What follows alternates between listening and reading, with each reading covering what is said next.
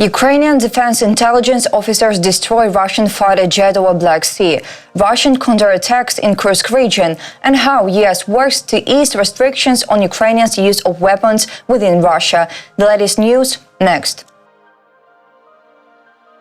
Russian forces launched 69 aerial assaults on Ukraine on the night of Thursday, 11-12 September. Ukrainian air defense units have destroyed 44 loitering munitions, 3 flew back to Russia and 4 more disappeared from radar, reported by Ukrainian's Air Force. Quote, the Air Force's air surveillance troops detected and escorted 69 enemy aerial assaults on the night of 11-12. The invaders attacked Chernihiv region with 2 Iskander-M ballistic missiles from Kursk region and 1 Ha-59-69 air-to-ground missile from Bryansk region, 2 Ha-22-32 cruise missiles from Tu-22 M3 aircraft from the airspace over the Black Sea towards Zmyiny Island, 64 Shahed-type loitering munitions, launch areas, Russia's Kursk, Yeysk and Chauda in occupied Crimea. Aircraft, anti-aircraft missile troops, mobile fire groups and electronic warfare units from Ukraine's defense forces repelled the enemy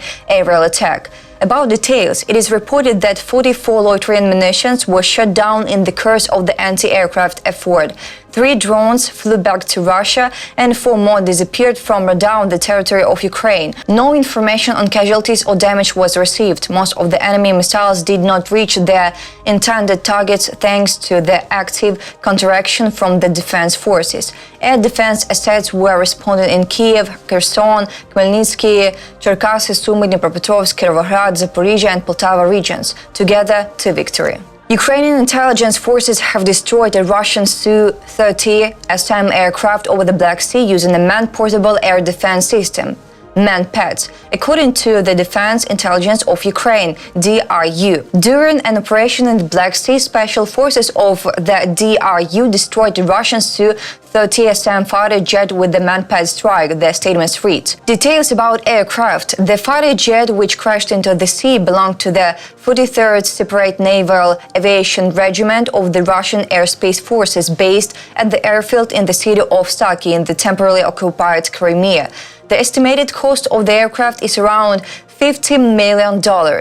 Disappearance of Su-30 SM. The occupiers lost contact with their fighter jet on September 11th around 5 a.m. Approximately 3 hours later, the Russians launched a search and rescue operation involving an An-26 aircraft as well as Mi-8 and Ka-27 helicopters. By midday, the invaders reported to their command about a distinctive fuel slick found 70 kilometers northwest of Cape Tarahankud, and soon after they spotted the wreckage of the destroyed Su-30 SM, the DRU added. The White House has been finalizing a plan to ease restrictions on Ukrainians' use of US-provided weapons for strikes on Russian territory, reported by Politico with reference to a Western official and 2 other individuals familiar with the discussions. About details, according to one of the discussion participants, the talks have been conducted within a small group of officials at the White House. The specifics of the plan are still being worked out. However, officials in Washington, London and Kiev have recently discussed expanding the areas within Russia where Ukraine could use US and UK-made weapons to strike. They also discussed measures to prevent new cross-border attacks by Russia, including the possibility of allowing Ukraine to use UK long-range missiles with US components inside to target Russian territory. These current talks between Washington and Kiev represent a significant shift in tone compared to earlier discussions this summer. They indicate that the Biden administration may be ready to agree to Kiev's request to allow Ukrainian forces to defend themselves better and take more aggressive steps inside Russia. For months, US officials had resisted calls from Kiev and other European countries to lift all restrictions on the use of US long-range weapons for striking Russian territory. Analysts from the Institute for the Study of War have suggested that Russian forces intend to cut off the Ukrainian advance in Kursk region ahead of a coordinated operation to push out Ukrainian defense forces, reported by ISW. Quote, Russian forces began counterattacks along the western edge of the Ukrainian salient in Kursk region and reportedly seized several settlements northeast and south of Kornevo on 10th and 11th of September. The size, scale and potential prospects of the September 11th Russian counterattacks in Kursk region are unclear and the situation remains fluid as of this report. It is premature to draw conclusions about Russia's new counterattacks and ISW will continue following the situation. Details. Geolocated footage published on the 11th of September suggested that Russian forces have regained positions east of Zhuravli, northeast of Kornevo. Some Russian sources claimed that Russian forces fully captured Snagost, though ISW has not visually confirmed these reports.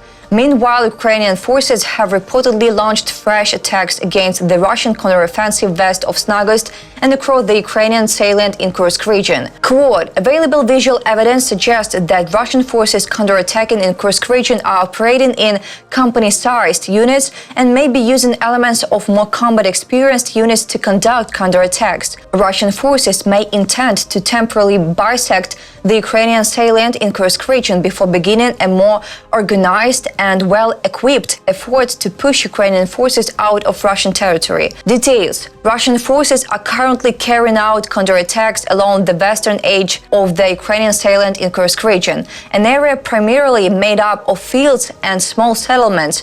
These initial counterattacks may aim to secure more tactically advantageous positions before launching a broader counteroffensive against Ukrainian forces operating northeast of Kornevo and near Sudzha. Russian forces might seek to cut the Ukrainian salient and advance toward the international border southeast of Snagost, complicating Ukrainian logistics and threatening fire support positions near the border ahead of a large-scale counteroffensive. Quote, it would be premature to assess the impact of 2 days of Russian counterattacks on the month-long Ukrainian incursion into Kursk region, particularly amid ongoing Ukrainian cross-border assaults, and ISW will continue to evaluate the impact of the Russian counterattacks in the coming days.